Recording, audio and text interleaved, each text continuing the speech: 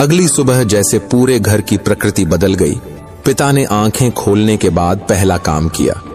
कुछ क्षण आंखें मूंद कर गहराई से श्वास ली और कमरे में धीमी शांत राग बजा दी।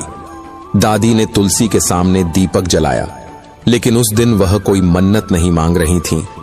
उन्होंने केवल इतना कहा, हे परमात्मा, घर में जो जीवन आकार ले रहा है उसे शांति देना। घर के स्वर अब बदले हुए थे, जैसे दीवारों ने ऊंची आवाजों को पी लिया हो। बातें अब धीमे लहजे में होती थीं और हंसी अब तेज नहीं, मधुर हो चली थी। जब शिशु का जन्म हुआ तो हर कोई उसकी आंखों में देखता और पूछता, ये बच्चा इतना शांत क्यों है?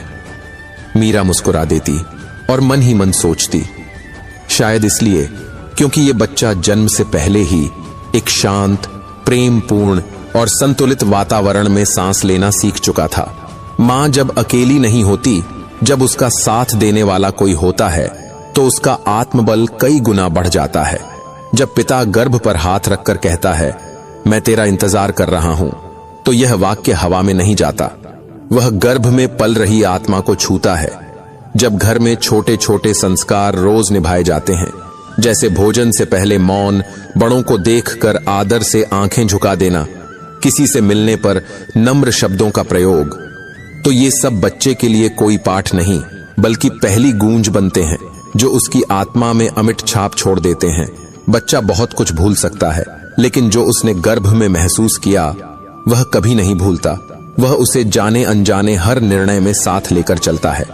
हे प्रभु, जहां कोई आत्मा आकार ले रही है वहां ऐसा वातावरण बना देना कि हर वाणी संयमित हो, हर विचार निर्मल हो और हर व्यक्ति इतना सजग हो जाए कि उस बच्चे को यह लगे, मैं किसी सामान्य घर में नहीं, किसी तपस्थली में जन्मा हूं।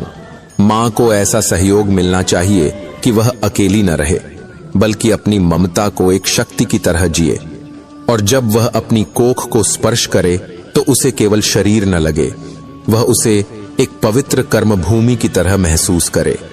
जब श्री कृष्ण ने अर्जुन से कहा था, कर्म कर, फल की चिंता मत कर, तो वह केवल रणभूमि की बात नहीं कर रहे थे, वह हर उस जीवन भूमिका की बात कर रहे थे जहां कर्म, सेवा और त्याग का मिलन होता है। और जब कोई स्त्री मां बनती है तो वह केवल शरीर नहीं बदल रही होती, वह जीवन निर्माण का सबसे बड़ा कर्म कर रही होती है।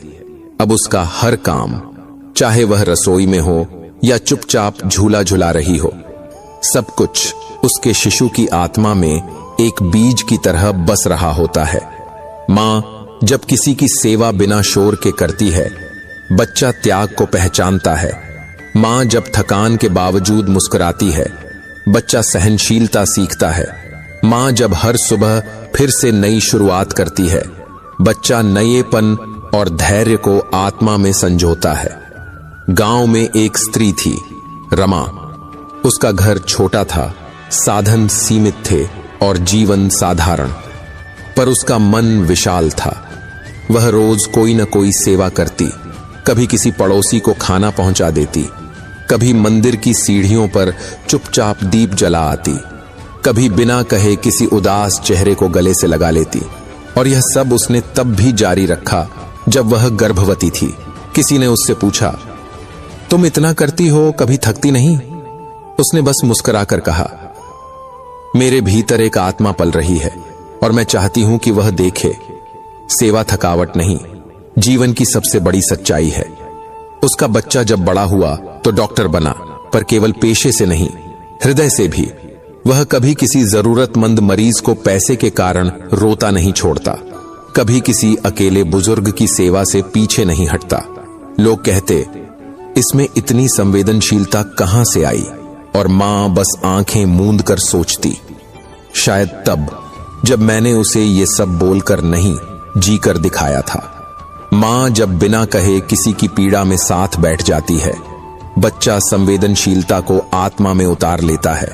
मां जब अपनी थकावट को अपनों की मुस्कान से हल्का कर लेती है, बच्चा समर्पण की शक्ति को समझ जाता है।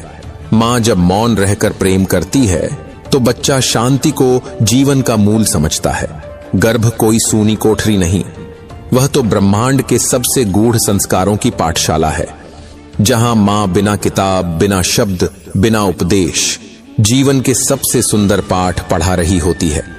जब कोई मां बिना शिकायत किए एक सामान्य सा काम भी प्रेम से करती है, तो वह अपने बच्चे को ये सिखा रही होती है कि कोई भी कार्य छोटा नहीं होता।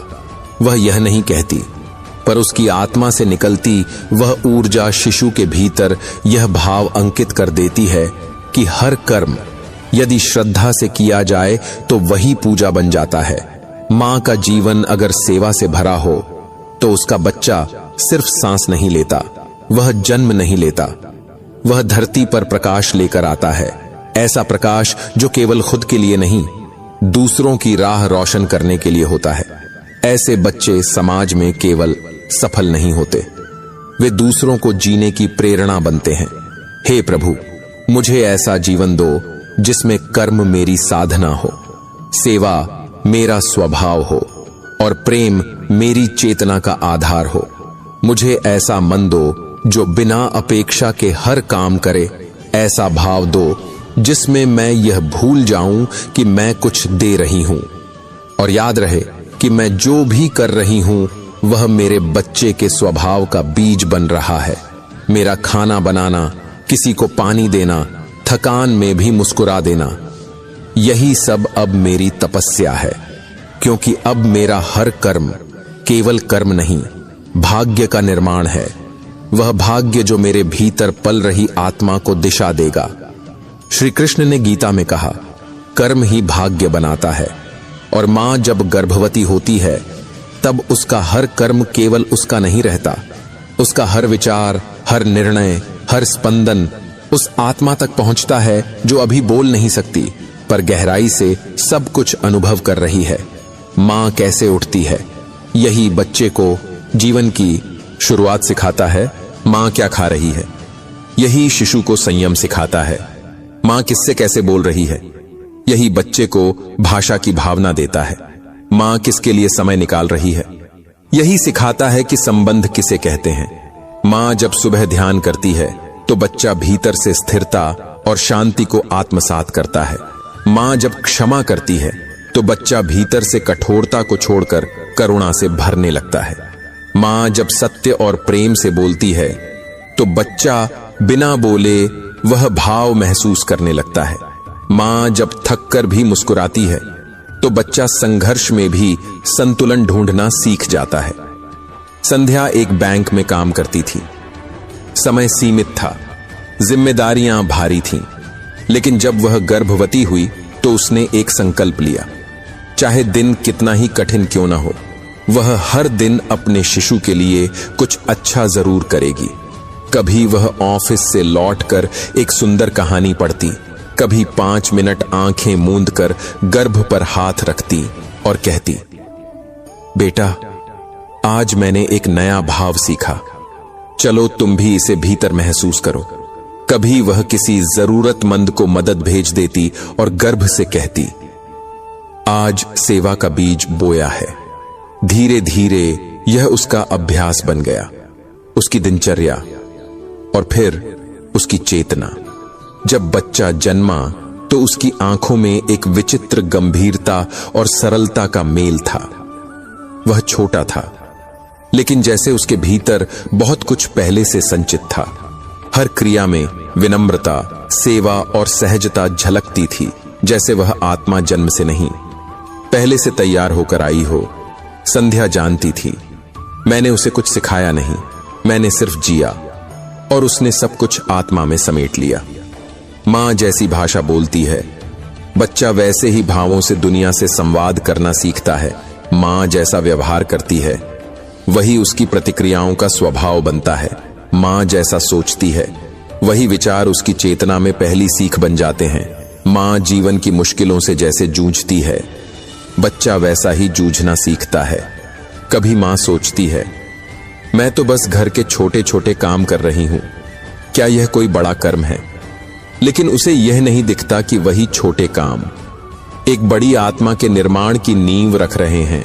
वही झाड़ू लगाना, वही सादे कपड़े धोना, वही समय पर खाना बनाना, ये सब छोटे नहीं, ये उसकी साधना के हिस्से हैं और वही साधना एक दिन संतान के स्वभाव, दृष्टि और मूल्य बन जाती है।